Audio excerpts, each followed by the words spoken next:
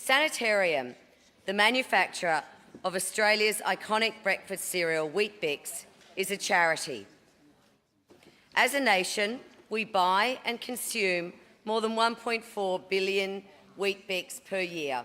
Yet, as a consequence of its charitable status, Sanitarium pays no company tax in Australia, quite unlike its multinational competitors Kellogg's, Kraft and Nestle.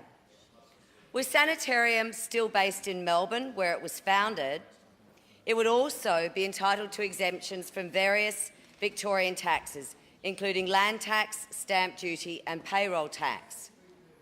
How is this possible?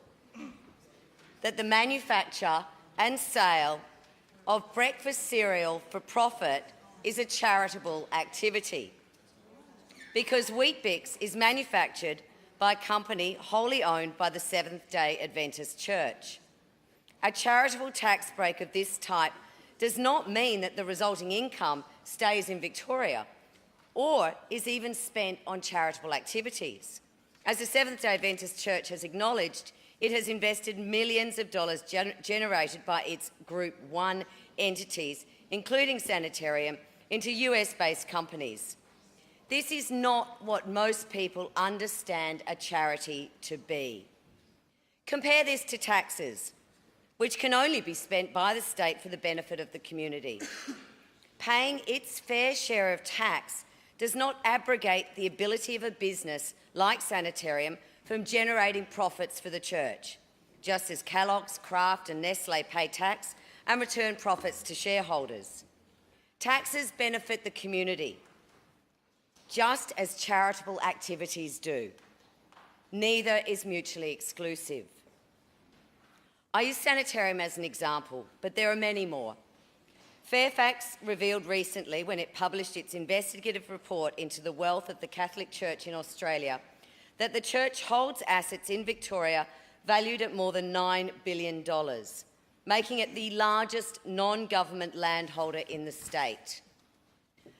Those holdings reportedly include banks, a superannuation fund, an insurance company, a news service and telecommunications provider.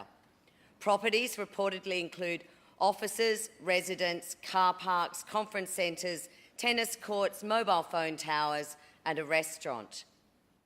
That Fairfax article highlighted again the lack of transparency and accountability around religious institutions, just as the Royal Commission and the betrayal of trust inquiries did before it. The government acknowledged this in part yesterday in announcing their legal identity of Defendants Organisational Child Abuse Bill 2018. My response to this lack of transparency is this bill. A bill that does not in any way inhibit the genuinely charitable activities of religious organisations. A bill that does not affect land tax exemptions for places of public worship, but a bill that may see profitable, religious-run commercial enterprises pay their fair share of taxes for the benefit of all Victorians as a whole. Most people understand a charity to be an organisation set up to provide help and raise money for those in need, being the Oxford Dictionary definition.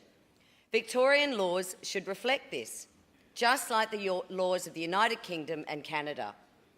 My bill operates by redefining charitable purpose as it applies to Victorian statute to exclude advancement of religion as a charitable head. This amendment will ensure that tax exemptions for charities in Victoria only apply to those organisations engaging in objectively charitable works, including advancing health, including preventing and relieving sickness, disease or human suffering, advancing education, advancing social or public welfare, relieving the poverty, distress or disadvantage of individuals or families, caring for and supporting the aged, caring for and supporting individuals with disabilities, caring for, supporting and protecting children and young individuals, and assisting the rebuild after a disaster. Turning to the structure of the bill, Clause 1 of the bill sets out the purposes of the bill. Clause 3 inserts definitions of charity, charitable purpose and disqualifying purpose into the Charities Act 1978.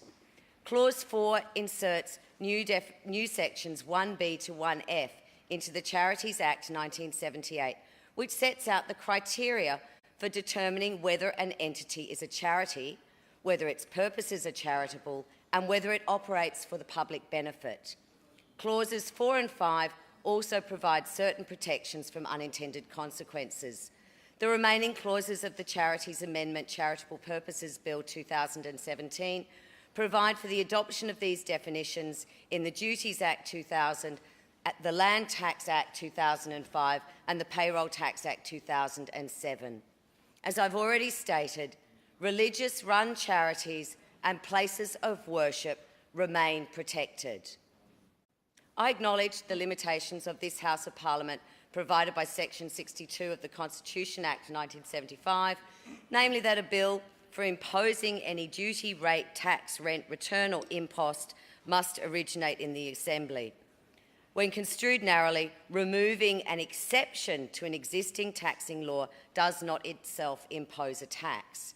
Other members may wish to be heard on this issue on a later occasion.